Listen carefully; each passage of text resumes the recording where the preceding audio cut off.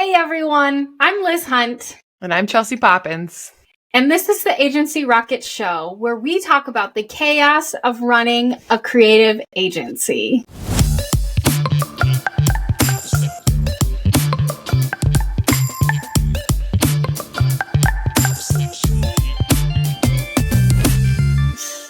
So today we have a super special guest. I say that about all of our guests because they're all super special. But today we have a extra special guest. Her name is Molly Garriott. And Molly has actually been working with me since before I started our creative agency. Since before I even started our branding firm. She and I have been working together for over a decade. Molly, do you want to introduce yourself? Sure. I'm Molly Garriott, and I'm the copywriter for DayCloud Studios, in addition to writing for a local university, which is where Liz and I met, and doing some freelance writing for other businesses, nonprofits in our city. So yeah, Liz and I have been together for, I want to say 12 years, probably. And I've been with Liz since she first started DayCloud. So. 12, 13. Yeah. Mm-hmm. And grew it into the fabulous business that it is today. You're an OG. So it's been an honor to be part of the growth. Yeah, it's been amazing. So Molly and I first started working together on the university. That's where we met. We were both freelancing together on this university. It's a Jesuit university. And we were like, oh, hey, you're working with them. I'm working with them. This is cool. We're both doing our thing, working together on this client.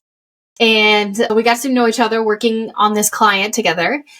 And we hit it off because Molly is awesome and so funny, tells the funniest stories, mostly about her kids. Or her injuries. Oh, yeah. Rolling ankles on stairs and things. My life can be chaotic sometimes. It makes it interesting. Yeah. It probably helps with all the creative writing that you do too, to have those crazy, fun stories. Yeah, my family has personality. Yeah. Tell us a little bit about your background, your professional history. Sure. I was English history major in college just because I love to read. And so I was that kind of bookish person who thought it was great fun to sit in the library and I'd have stacks of books around me, because this is when we did research, hard copy, with the books and articles and going through microfiche to write my papers. I've always loved reading and writing. Writing has always been part of my academic life and professional life. And then I taught at the high school level English and history, with a heavy emphasis on writing as well. So most of my early writing was academic, and then branched into, after I left teaching full time, I branched into freelance writing for local publications and regional publications, and kind of cut my teeth in the local regional publication world. And eventually I got my master's, and one of my professors reached out, who I had my master's from, and he asked me to come join as an adjunct. They were establishing a creative nonfiction writing program at another university. And so I taught there and shared just what I've learned as a creative nonfiction or freelance writer for, over a decade at that point in time.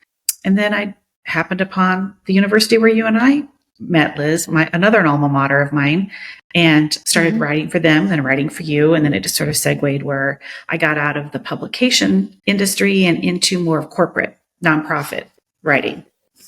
How was it going from academic writing a lot of editorial type of stuff for this university to working in the advertising space, working with our firm and kind of switching to advertising and even writing social media, where you have to get really short and that kind of stuff. Advertising copy is so different than editorial and academic. So talk a little bit about some of the things that you learned and what you had to do in order to learn those different kinds of creative writing.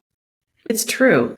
Every writing that I've done has been different from its predecessor. So the academic writing I was doing, when I was presenting papers at conferences or writing as a student myself or grading my own students' papers was completely different than writing for a publication. Because in a publication, you can take a little more creative license. You can use sentence fragments judiciously. You can go off on a very well-planned tangent.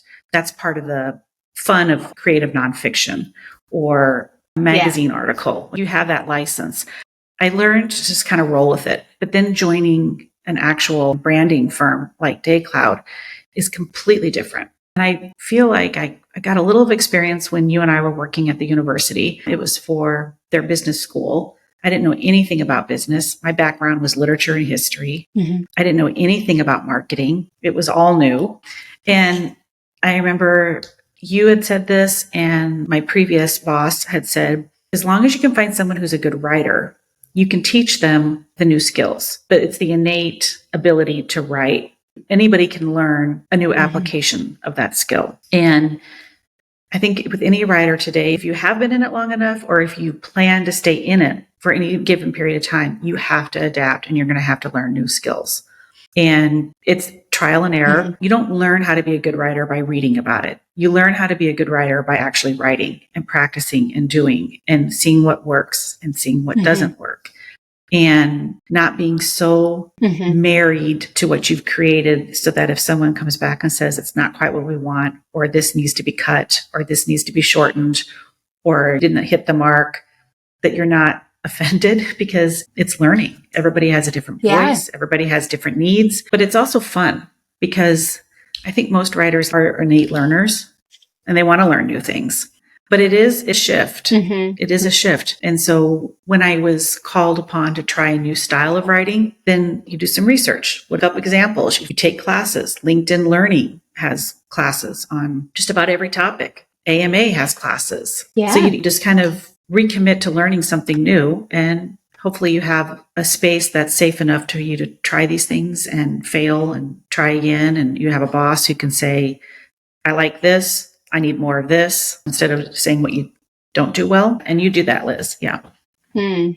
I love how you said that even though you've been doing this for so long, that you are constantly continuing your education on copywriting and language and how to adapt what you're saying for the client and not taking offense from it, because like you do it so well, because we'll give you feedback from the client and you're like, okay. Like you're always so positive and so optimistic in those changes. And you always come back with multiple different suggestions to work with it, but you're never offended. You're never hurt by whatever feedback we might have or the client has. And I just think that's so great coming from a veteran copywriter like you.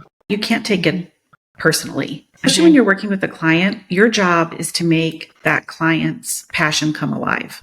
And every client is different. So every client has a different voice, and every client has a different mission or core values that he or she wants to convey. They have different budgets. They have different audiences. And so it would be arrogant to think that you have a handle on what everybody wants. Every project, you're starting all over again.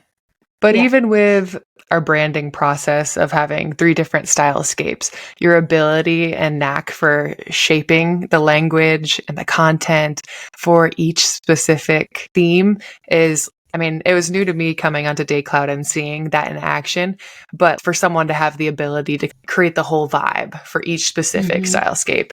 And I know we pick different words to emulate each specific stylescape, but I mean, it's been such a cool thing to be a part of those conversations and be a part of that process in just the short time that I've gotten to work with you. It's fun. I mean, the stylescapes are fun. And that is a new skill that I had to learn with DayCloud. So you asked, what did I learn new? I mean, coming up with a stylescape, trying to figure out taglines and branding language. I mean, I had to literally learn what a tagline was. It's like I probably knew, because if you watch enough advertising, you know, you've seen the tagline, but I didn't know it was called a tagline. I mean, it was like, I mean, we're talking ground floor, learning some of the jargon and tools of the trade. But stylescapes are hugely fun because they're very creative. And you can just, especially when you're saying we have 3 different themes or 3 different messagings that you're trying to convey in a stylescape. So it's great fun to do a bunch of free writing to begin and to get the juices flowing and talk to the designer and bat ideas around.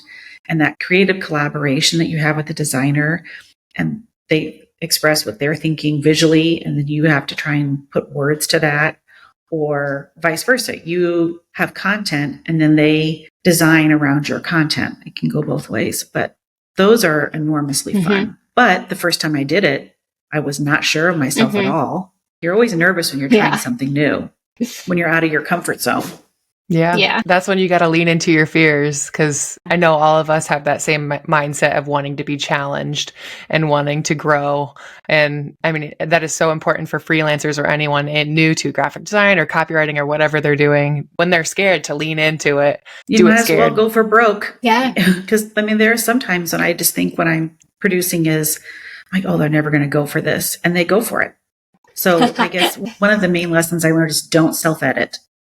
Let someone else do the editing, but don't self-edit yourself. What's one of your favorite projects that you and Liz have done? I mean, I want to hear from both of you. What are both of your favorite projects that you guys have done together? Do you want to go Molly? first, Liz, or you want me to go first? No, I want you to go, Molly. You're the guest. I'm going to say the vision stories. Those were the vision stories we did for the Glove Can campaign. Talk about being out of your comfort zone. Yeah.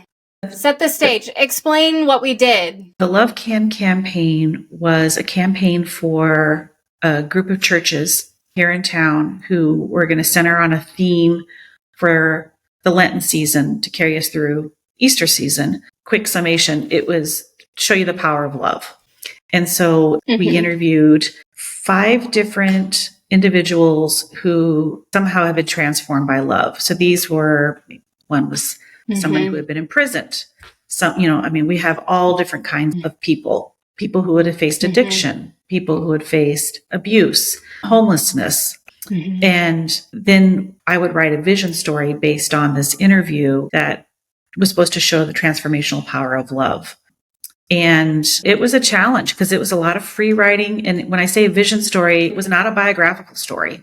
You had to somehow convey biographical information, but it was more lyrical, I would say, poetic. Yeah. Or it was supposed to be. Yeah, it was almost poetic, but it wasn't a poem, but it was more lyrical. It was very conceptual writing, and it was meant to be very emotional and conceptual storytelling, not just giving you the facts of the story. It's very emotional depths of what this person is going through. So Molly wrote the script for each person, and then they read them. Then they would. It was supposed to be a background of their video. They read them. Yeah, it was the voiceover for this, and then we shot all this B-roll of this person while they were doing different things about their lives and stuff.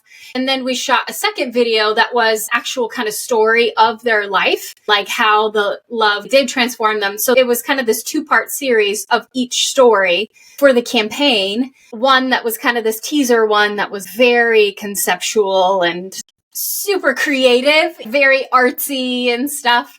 And they were amazing. Molly did an incredible job with the wording and the language, and it was just like artful in the way that we told those stories. I was actually one of the testimonies, and they were deeply moving videos, and it was really, really cool. They ended up being really impactful. I've been looking in our Dropbox to see if I can find all the stuff. Very cool.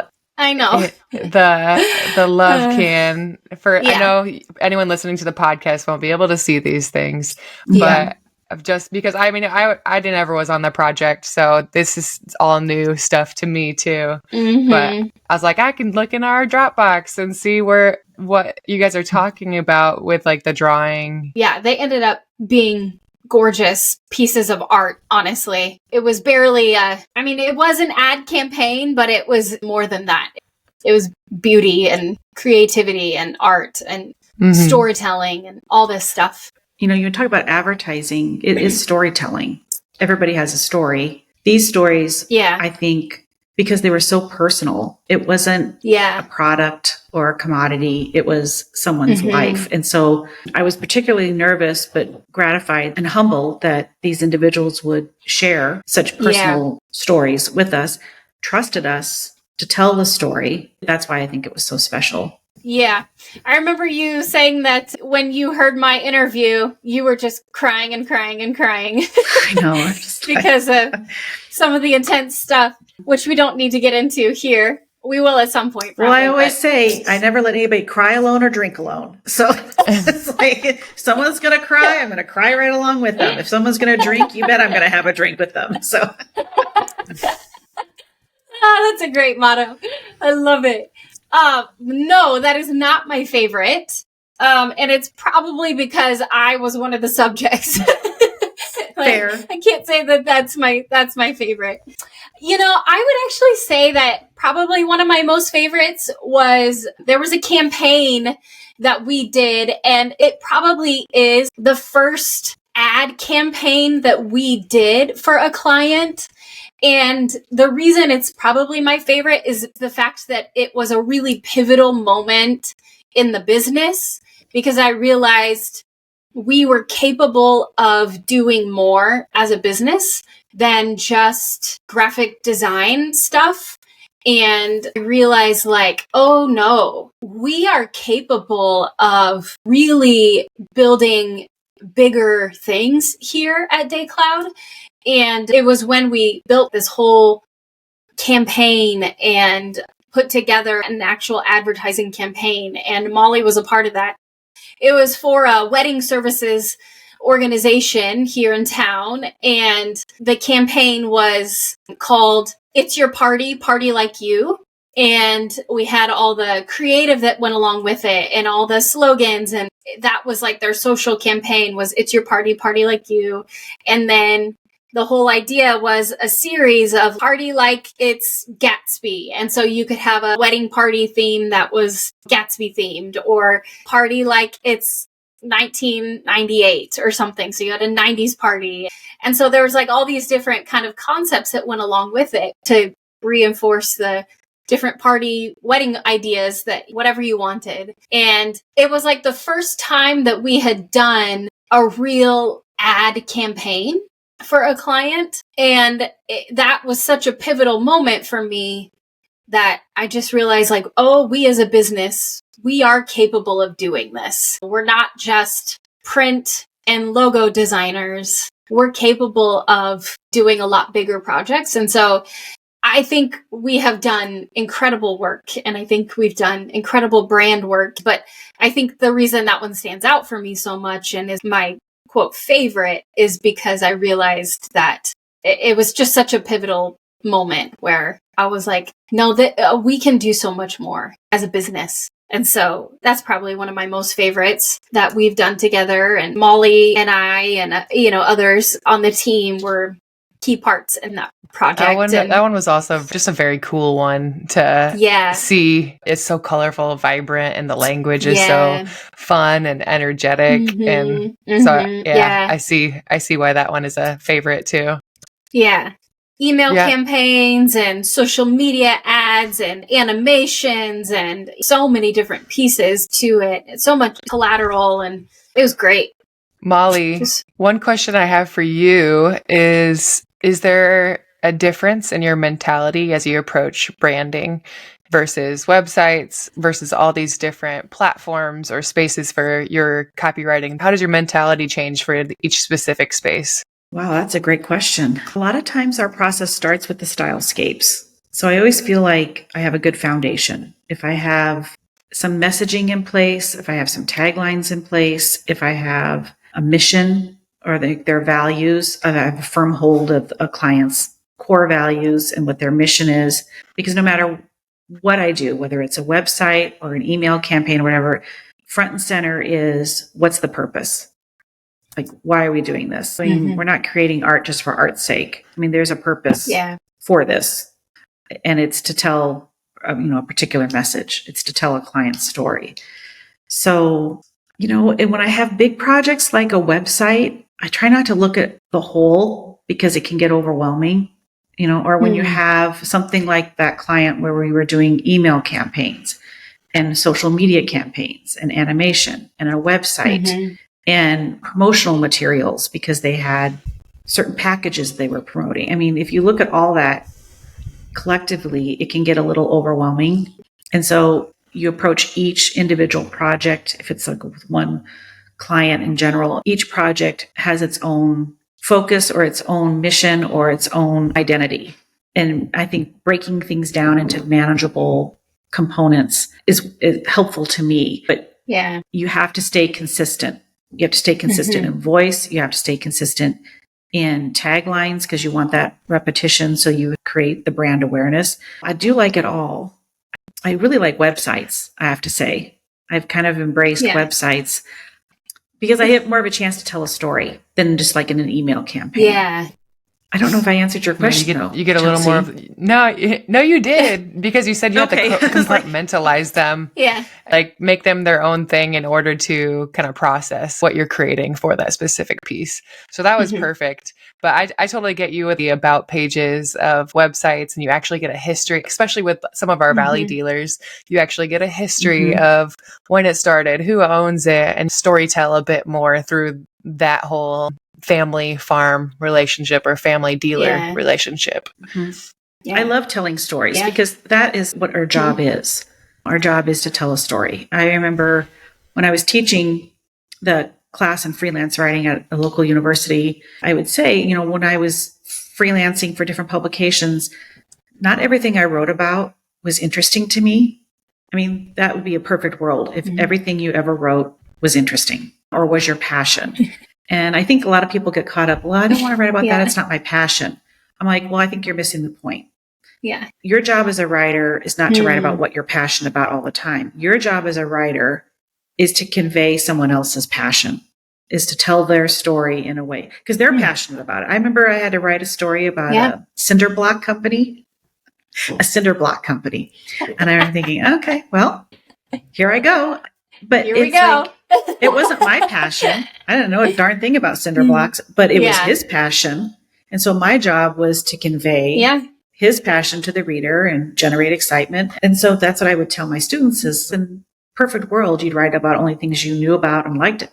But that's not the way it works. Your job is to channel someone else's enthusiasm for that subject and make it palpable to the reader.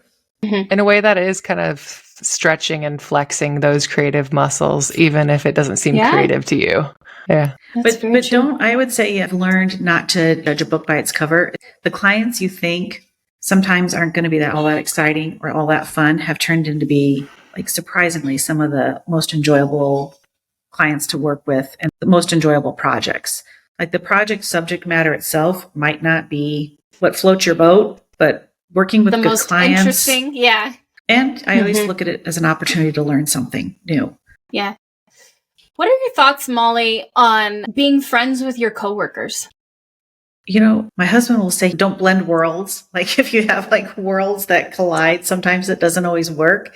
I don't know, Liz, for 12 years, we've worked together and I'm kind of all for it. I mean, I think you can be as private as you want to be, but I don't know. I think, especially in a teaching environment, back when I taught high school, they were my dear friends. I think certain businesses or certain occupations lend themselves to developing friendships, or at least you need to be comfortable. Like when we're all sitting around and we're brainstorming and you say, no idea is a bad idea. We got to throw it up there. Again, do not self-edit in that initial creative process, which is one of my favorite things about this job is like when you have that creative exchange with somebody, you have to be comfortable with people to throw up any idea, however silly you have to be comfortable with them, and you have to be comfortable with the designer because when you write something or when you design something, it's personal. It's not coming in as a vacuum. You're bringing a part of yourself to it. So do they have to be your best friends? Do they have to know all your life secrets? No. I mean, do you have to share personal, like really intimate details? No. But you have to be comfortable and friends and friendly, I think, in order to do what we do with intention and candidly and honestly, authentically. So it's not forced. Yeah. So to some degree, you feel like in order to get good results, we have to be at least able to trust each other and be able to be vulnerable with each other. Yeah, a team that's supportive. That doesn't mean that you say Yeah. you like everything I write, Yeah. because that's not good. But, you have to challenge, but you have to be able to do it in a loving and respectful way, in a kind way. You can tell someone they're totally off the mark, but leave their self-worth intact. Yeah. How do you do that? Well, I think it's Tough just, questions by Liz. I know. I just think it's simple. I mean, when you get right down to it, how would you want to be treated when you're in a managerial or a leadership role? How would you want to be treated? How would you want to be talked to? How would you want your ideas challenged to make you a better writer or a better designer, better communicator? How would you want your good ideas to be reinforced? When you're in that kind of position of authority, you have a duty to your client to give the best work to your client, but you also have a duty to the people you've hired. How do you help them grow? How do you help them hit the mark? So if they are not quite hitting the mark, how do you challenge them to stretch or to be better or to give you something different or something more that maybe you see that they're capable of? Maybe they don't recognize it in themselves. How do you do that? Get them to stretch and grow and challenge them, but not attack their self-worth. I mean, keep their self-worth intact. Yeah. And then the same token, how do you reinforce what they've done well and show them this is good work. This is what I like to see, to encourage them to continue down that road, to continue to grow. But I don't think it's, this is the, agency rocket, but it's not rocket science. It's like you treat people how you want to be treated. Yeah. And you're straightforward with them, with the good and the bad and the ugly, but you give them the news in ways that is respectful. I know, like, you have 3 kids who are all adults now. You have been working for a long time. You've worked, obviously, the whole time I've known you and had all of your kids the whole time I've known you. Talk a little bit about how you've had to balance those things in your life. And your husband is an attorney and he's a partner at his law firm, right? Isn't Jim a partner? Yeah. Yes, he is. And so just some of those things, like how you've managed your work and your home and your husband and just some of those things and just being on top of it all. Tennis league. Yeah. Never give up tennis. Yeah. Well, I think it's important to say is I'm part-time. To do this full-time and to have done this full-time my entire life is different than I was extremely lucky that I was able to stay home with our children when they were little. It was a choice and we made sacrifices. But bottom line, I could still do it. Yeah. And there are people who want to, who can't. And so I started freelance. I actually started tutoring kids when my children were napping, high school kids in the English and history. And then I started freelance writing. That's when I started writing for publications when my kids were in school and young. And so I could always work it around their schedules. And I started working for the university where Liz and I met, writing part-time, and then with Liz part-time when my kids were late elementary school age, high school. We had kids in private schools, were in college, private college. So it was expensive.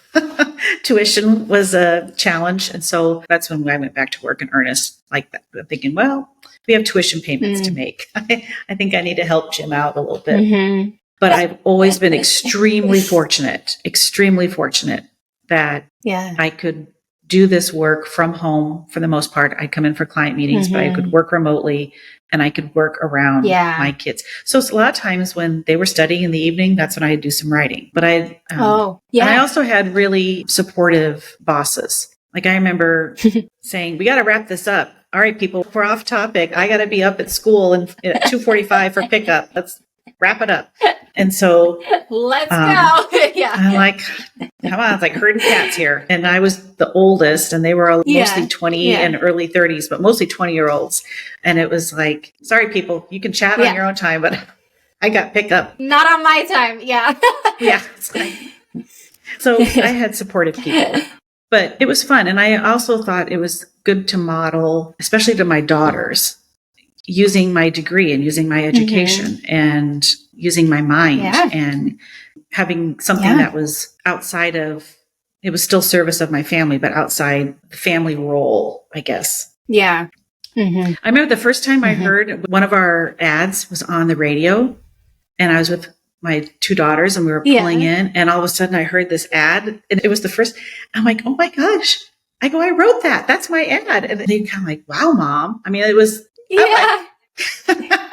there are so many times when they didn't think I was cool, but in that moment, it was kind of like, wow. Yeah. My mom's works on the radio. And you're like, they think I'm really fun. cool. Yeah. That was fun. I love that. Well, thank you. Thank you. But Liz, I mean, you juggle it. I'm winning. Yeah. Yeah. Oh, that's so cool. I love that. You've always been cool to me, Molly. Same. Yeah. Oh, thanks for joining us today, Molly. Appreciate it. Yeah. Yeah. For anybody listening, if you like this episode, like, share, follow. We always appreciate good feedback. Also, any information on Molly, we'll put in our show notes, and we'll probably also put the Love Can project that I spoke about earlier in our show notes so you guys can dabble in and get a feel for what that looked like. But have a good rest of your day. Woohoo!